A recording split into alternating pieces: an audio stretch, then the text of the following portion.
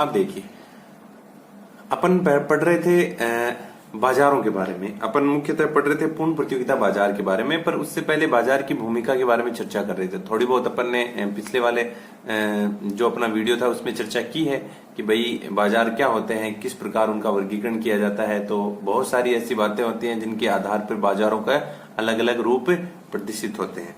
अब देखो, तो अपन पढ़ रहे थे चौथा जो तत्व था समय के आधार पर बाजार का वर्गीकरण। उसमें अपन ने पढ़ लिया था कि अति अल्पकालीन जो बाजार होता है उसका स्वरूप कैसा होता है, उसमें सप्लाई वक्र और डिमांड वक्र किस किस प्रकार से होते हैं।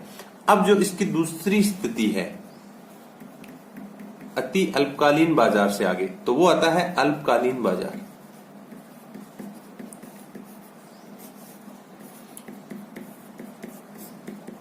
अल्पकालीन बाजार, देखो अति अल्पकालीन बाजार की अपन ने इससे पहले चर्चा की थी। तो देखो, अति अल्पकालीन बाजार में हमारे पास समय बिल्कुल भी नहीं होता है, अर्थात समय बहुत ही कम होता है। अति अल्पकालीन बाजार में समय मतलब लगभग अगर अपन समझने की दृष्टि से बात करें तो हमारे पास बहुत कम समय, अर्थात ज्यादा से ज्यादा 1-2 दिन होते हैं या फिर कुछ घंटे ही हमारे पास होते हैं। तो इतने कम समय में किसी वस्तु की सप्लाई बढ़ाना पॉसिबल नहीं हो पाता है।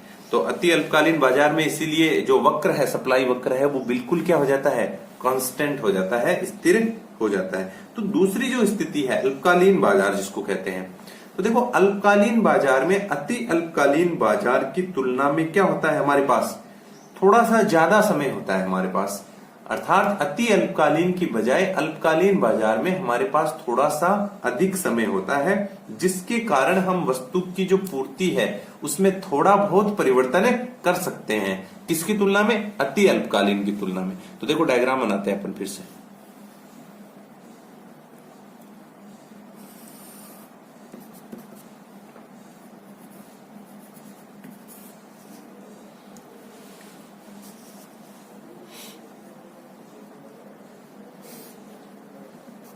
ये आपका डिमांड कर्व है, ये एक और डिमांड कर्व है। अब देखो सप्लाई कर्व बनाते हैं। तो देखो पहले जो कांस्टेंट था उसको बना देता हूं। अब इसकी बजाय यहां क्या होता है कि सप्लाई जो है वो क्या हो जाती है, थोड़ी सी आप क्या कर सकते हो, इसको चेंज दिखा सकते हो। SPS short period supply.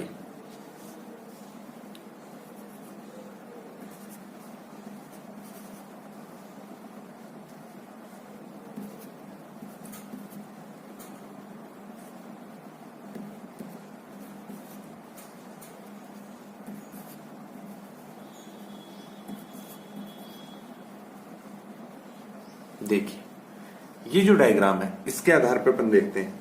तो देखो इस चित्र से स्पष्ट हो रहा है कि प्रारंभ में जो मांग वक्र है वो DD है, नीचे वाला जो मांग वक्र है वो DD मांग वक्र है, और इसका जो साम्य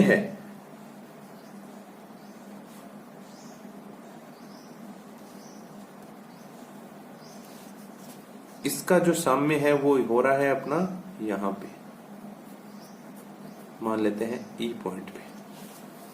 अब देखो ये प्रारंभिक साम्य है और उसमें ये कीमत है जी, इधर कीमत है, इधर मात्रा है, यहां साम्य हो रहा है। अब देखो क्या होता है कि सप्लाई चेंज होती है, सप्लाई चेंज हुई, डिमांड होकर भी चेंज हुआ है। भाई डिमांड बढ़ने से क्या होता है, सप्लाई में चेंज किया जाता है। पहले प्रारंभ में यहां संतुलन में थे, ये सप्लाई था, ये सप्लाई वक्र था अपना SS। अब देखो डिमांड चेंज हुई, तो डिमांड चेंज होने के उपरांत क्या होता है, पूर्ति में भी परिवर्तन होता है। अब देखो डिमांड वक्र यहां से D' पे खिसक गया, D' है ये, तो D' पर खिसकने से पूर्ति वक्र, अब देखो यहां पूर्ति वक्र ये वाला लिया जाएगा SPS, क्योंकि आपका जो अल्पकालीन बाजार है इसमें क्या होता है, आपके पास इतना थोड़ा ज्यादा टाइम होता है, किसकी बजाय, अति अल्पकालीन के बजाय। तो आप क्या कर सकते हो, सप्लाई में थोड़ा परिवर्तन कर सकते हो। तो अपन सप्लाई थोड़ी सी चेंज हुई है, सप्लाई चेंज होने के कारण नया जो संतुलन है इस E' बिंदु पर हो गया है, जहां देखो मात्रा भी बढ़कर Q से Q' हो गई है। कीमत हो सकता है थोड़ी बहुत बढ़ सकती है। क्यों कीमत इसलिए बढ़ सकती है कि जितनी आपकी डिमांड बढ़ी है उसके अकॉर्डिंग हो सकता है कि सप्लाई नहीं बढ़ाई जाएगी, क्योंकि आपके पास इतना ज्यादा टाइम भी नहीं है कि आप पूरी की पूरी जितनी डिमांड बढ़े उतना ही क्या कर दो, सप्लाई में चेंज कर दो। परंतु थोड़ी बहुत सप्लाई क्या हो सकती है, चेंज हो सकती है। आपका जो पहले सप्लाई वक्र था यहां, ये जो एसएस ऊपर वाले में देखो, ऊपर वाला जो डायग्राम है वो का वही एज इट इज इसमें लिया अपन ने। इससे इसमें कितना परिवर्तन हुआ, ये जो परिवर्तन दिख रहा है ना, तो ये किसके कारण हुआ है, क्योंकि अब आपके पास इतना समय है कि आप अल्पकालीन जो बाजार है या जो अल्पकाल अर्थात इतना समय है आपके पास कि आप थोड़ी बहुत सप्लाई को क्या कर सकते हो, चेंज कर सकते हो। तो इस प्रकार जो दूसरी स्थिति थी उसकी चर्चा हुई। पहली स्थिति थी अति अल्पकालीन बाजार, दूसरी स्थिति थी अल्पकालीन बाजार। अब जो तीसरी स्थिति है उसकी चर्चा करते हैं। तो देखो तीसरी जो स्थिति है वो है दीर्घकालीन बाजार।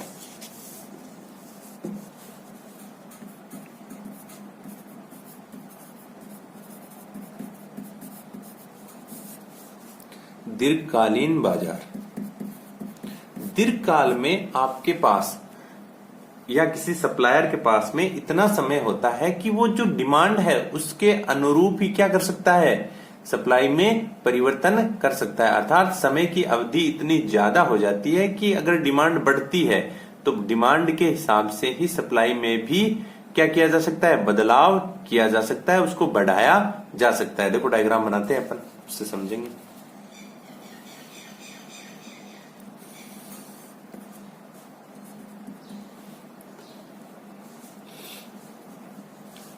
ये तो सबसे पहले हो गया प्रारंभिक सप्लाई कर्व, जिसकी अपन पहले से चर्चा करते आ रहे हैं। अब मैं 2 डिमांड कर्व बना देता हूं।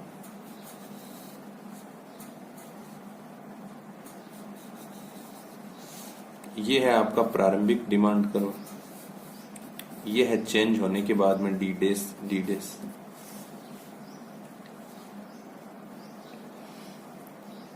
अब देखो इसमें जो अल्पकालीन बाजार है वो भी बना देते हैं। अल्पकालीन बाजार में अपन ने जो पूर्ति वक्र बनाया था वो लगभग ऐसा बनाया था,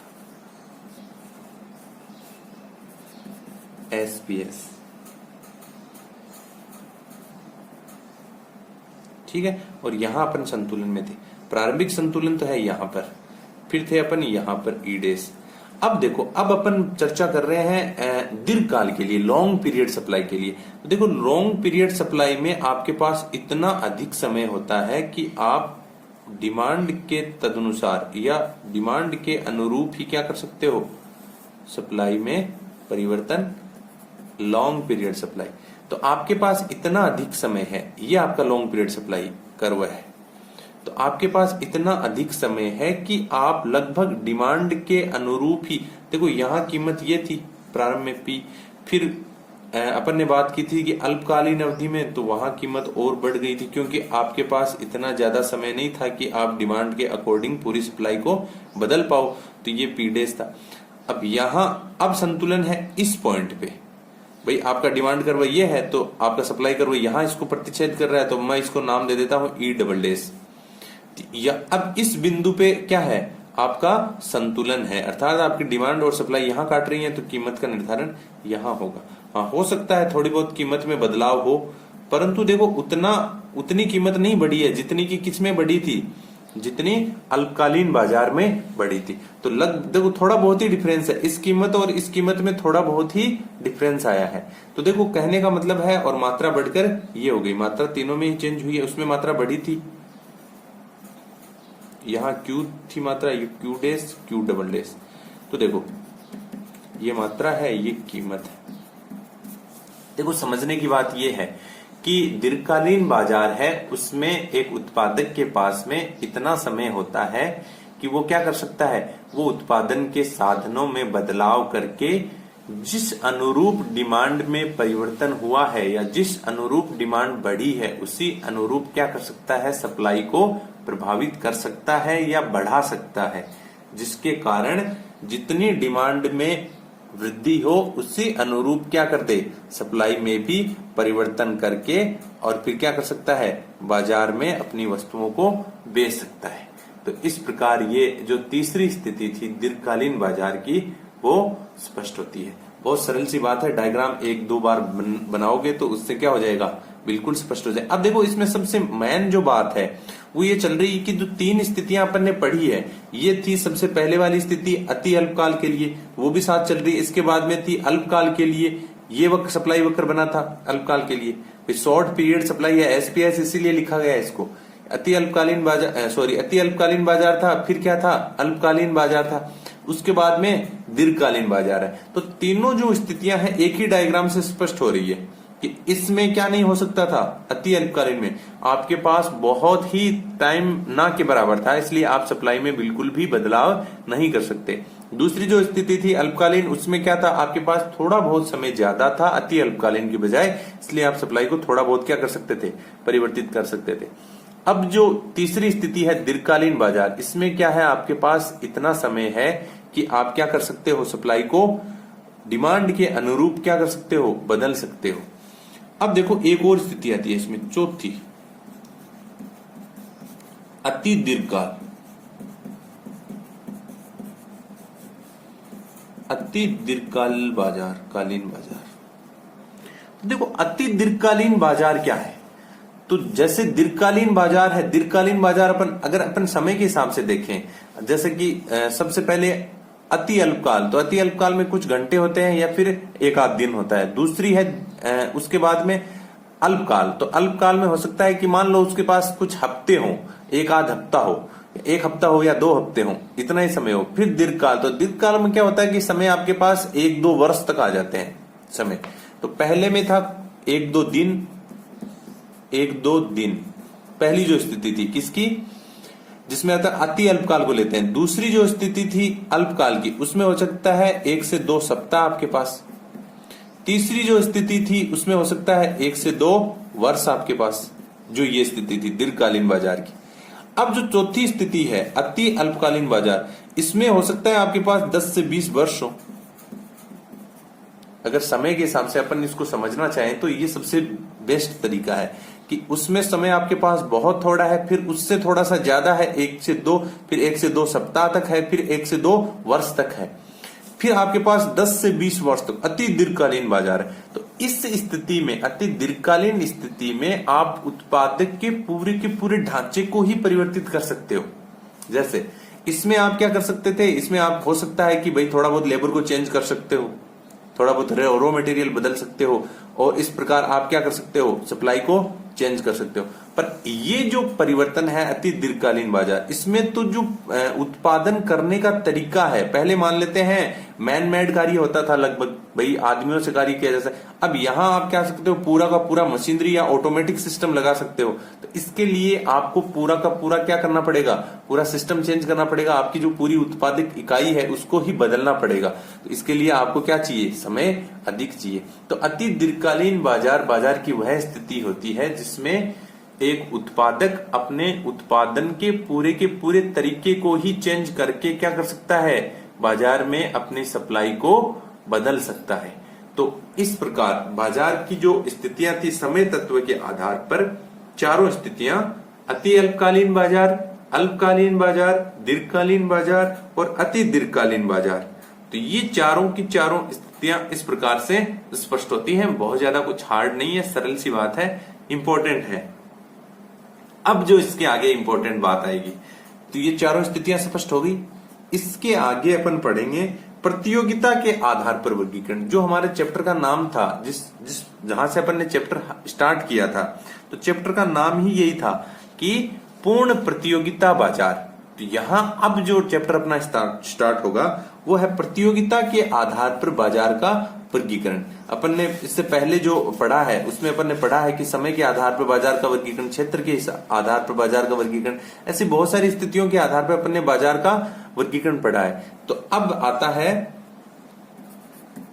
प्रतियोगिता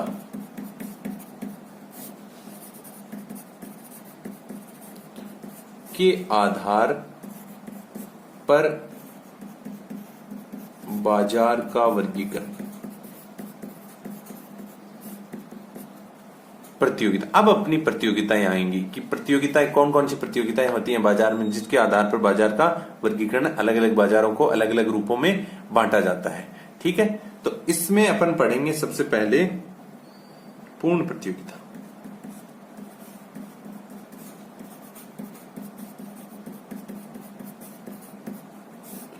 पूर्ण प्रतियोगिता बाजार,